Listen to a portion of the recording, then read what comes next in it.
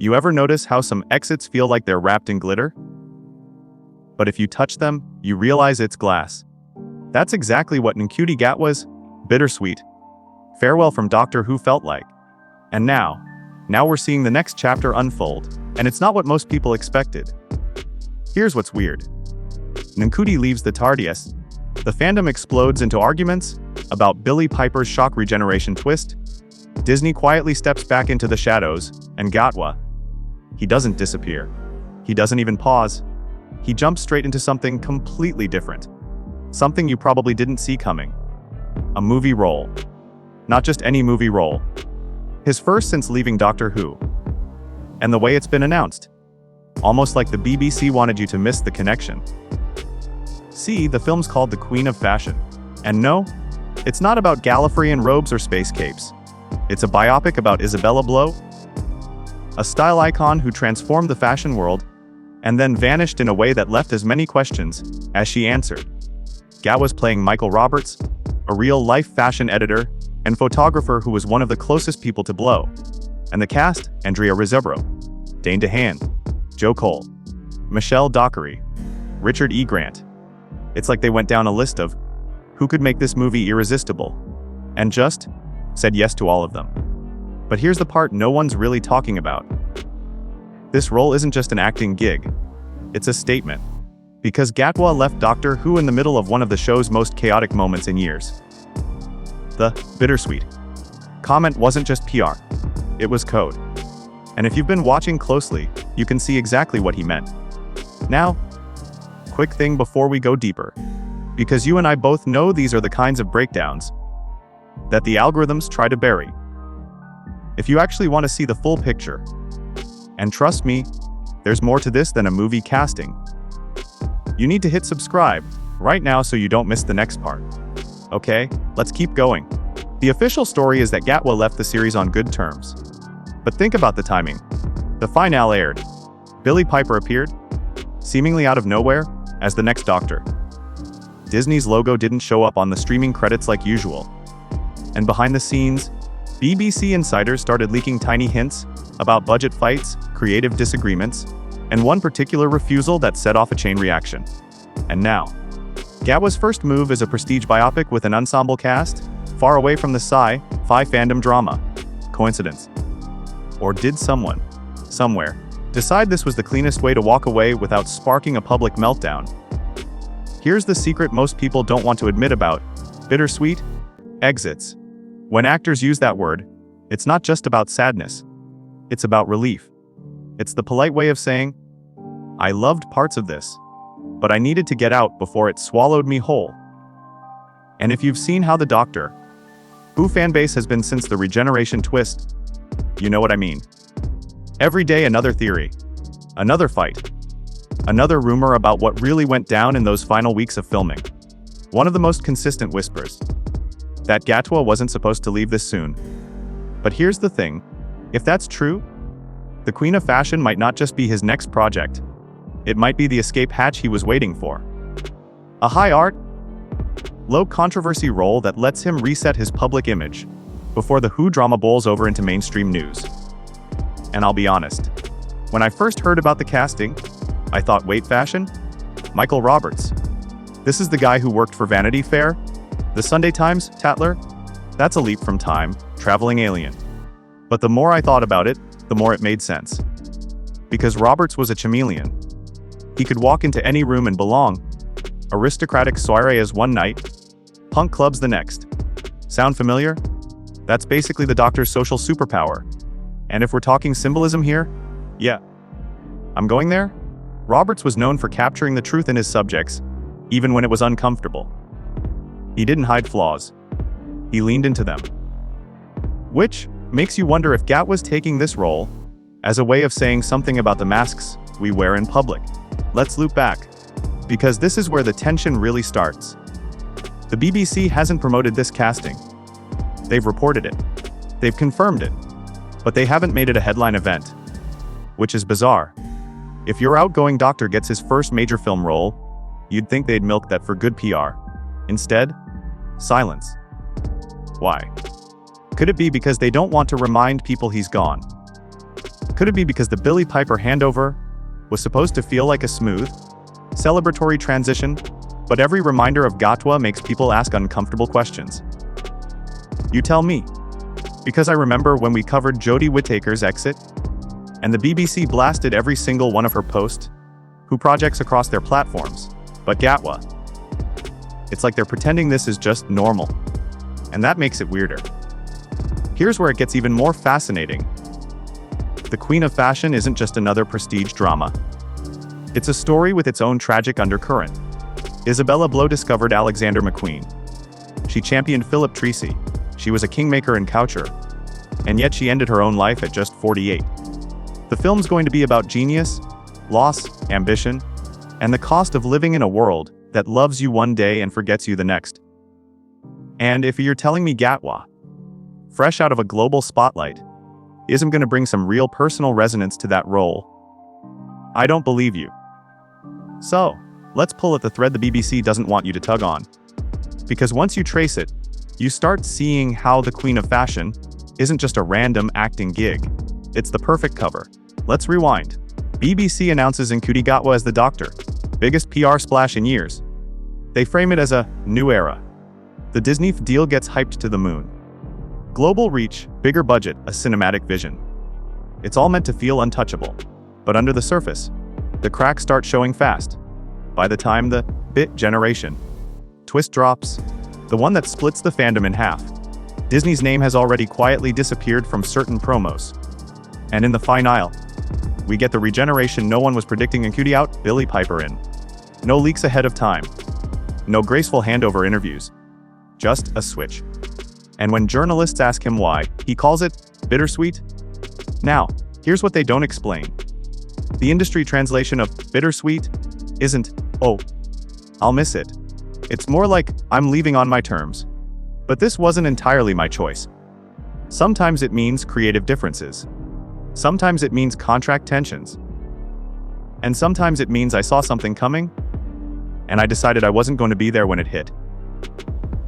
Here's where the Queen of Fashion comes in. Filming schedules for a project like this aren't last minute. They're locked months in advance. So if Gatwa is already booked for a prestige biopic, right after wrapping Doctor Who, that means he must have been planning his exit long before the public knew it was happening. And think about that for a second. If he knew early, then the BBC knew early. And if the BBC knew early, then the regeneration twist wasn't just a creative decision. It was a scramble. Which would explain why the casting of Billie Piper felt less like a slow burn reveal and more like someone hitting a panic button. But let's get even more uncomfortable. Because if the Disney deal was already shaking, and your headline star decides he's not staying, what do?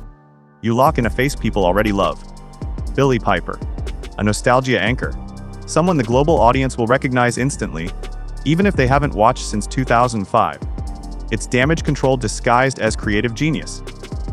Now, audience poll time. Because I want to know where you stand on this. Do you think Gatwa's move into the Queen of Fashion was purely career strategy, or do you think it's connected to BBC Disney fallout?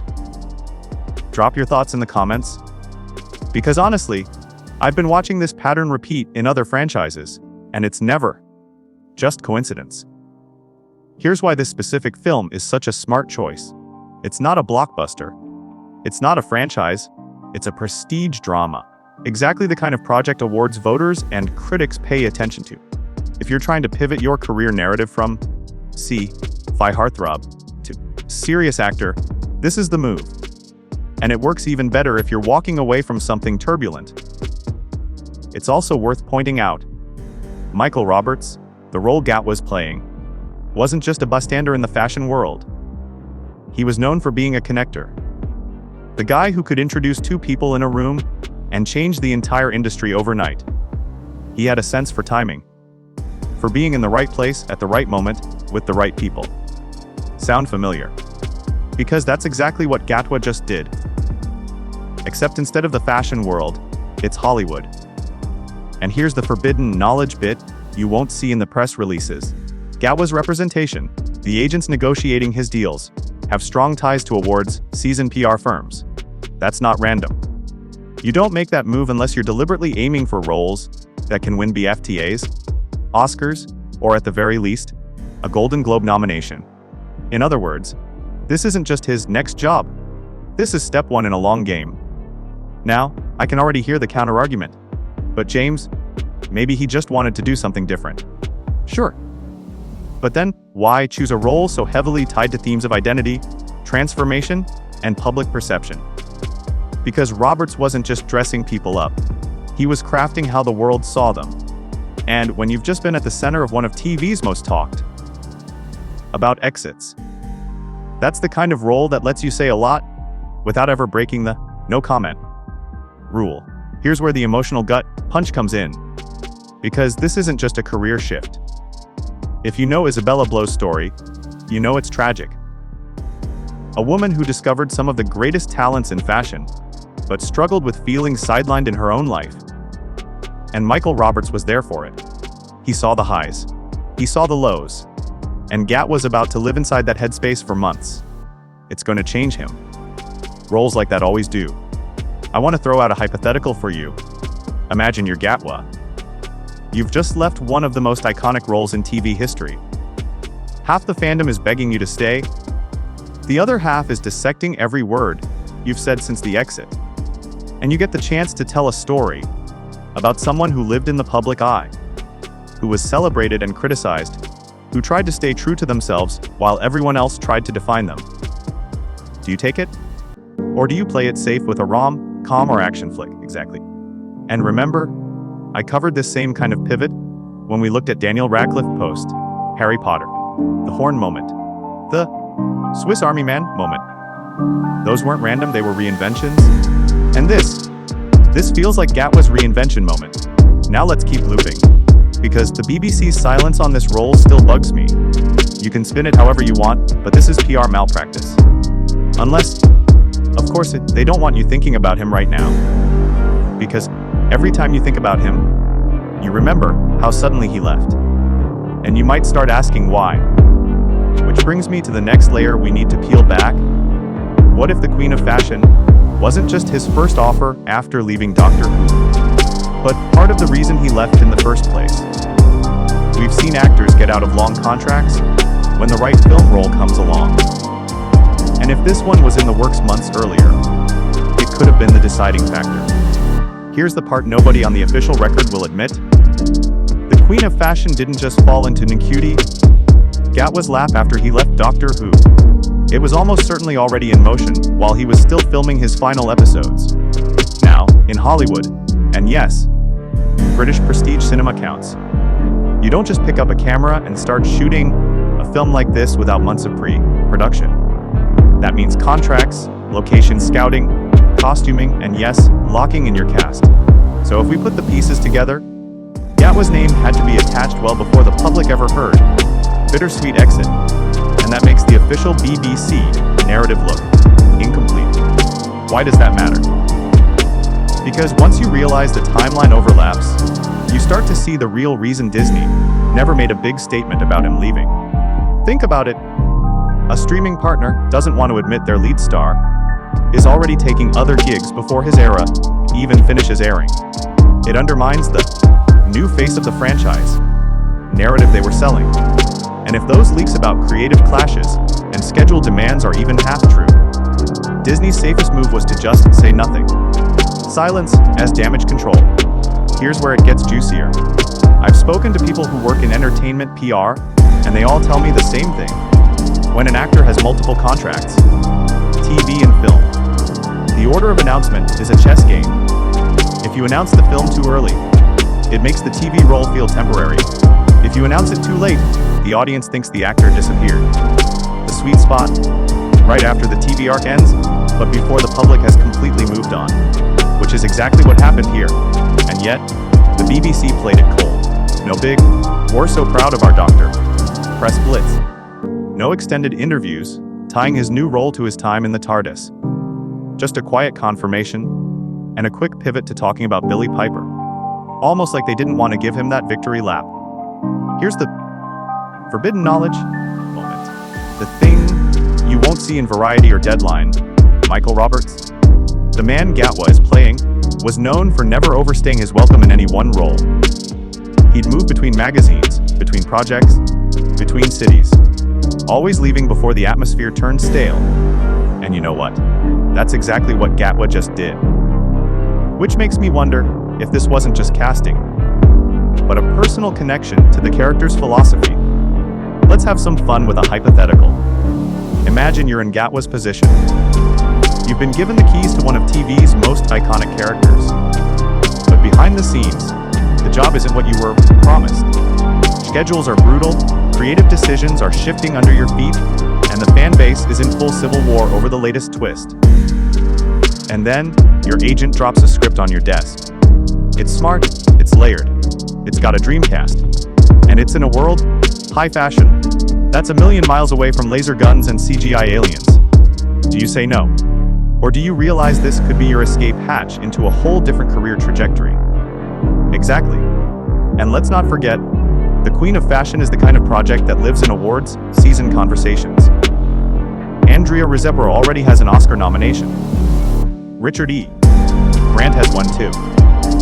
These are people who know how to get attention from the right voters. If Gatwa delivers in this role, and he's got the charisma to do it, he could find himself in those same conversations. Which would be the ultimate PR twist? The actor who, bittersweetly, left Doctor Who comes back less than a year later with an awards nomination. Suddenly, the story isn't, why did he leave? It's, look at how quickly he leveled up. Now, I know some of you are gonna say, James, you're overthinking this. It's just a movie role. But here's the callback to what we've said in other breakdowns. In this industry, nothing is just a movie role.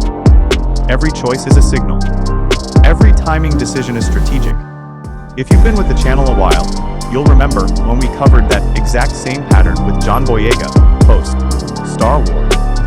I'm fine, public face while the behind, the scene story was anything but fine, and the next project, always a carefully chosen statement. Speaking of statements, let's address the irony here. BBC worked so hard to present Gatwa as the future of Doctor Who. Disney signed on to distribute his episodes worldwide, and yet, his first post, whose job is something that has nothing to do with sci-fi, nothing to do with global franchises, and everything to do with niche prestige. That's not running from fame. That's curating it. That's saying, I'll take the spotlight, but only on my terms. I want you to really think about that, because it's a move that requires patience and confidence. Most actors, after a massive role, chase more exposure. They do blockbusters, they take paychecks. Gatwa, he's playing the long game, and long games are where the real career reinventions happen. Let's loop this back into the audience. I'm genuinely curious. If you had the chance to reinvent yourself after a high-profile job, would you go for the loud, flashy gig that keeps you in the headlines? Or would you choose something quieter, riskier, but potentially more respected? Drop your answer in the comments, because I think this is where we'll see a split between people who value security and people who value legacy. Now, closing thought before we wrap this episode, Ncuti Gatwa's Bittersweet exit from Doctor Who will be dissected for years, especially if Billie Piper's era takes the show in a drastically different direction. But the Queen of Fashion tells me everything I need to know about his mindset. He's not running from the TARDIS. He's stepping around it, sidestepping the noise, and aiming for a lane where the only people he has to please are the ones who write the award ballots. That's not the move of someone leaving in defeat.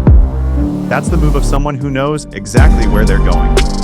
And maybe, just maybe, that's the part of the story the BBC didn't want you thinking about. Because if you realize he planned this all along, then Bittersweet starts to sound less like goodbye and more like checkmate. So,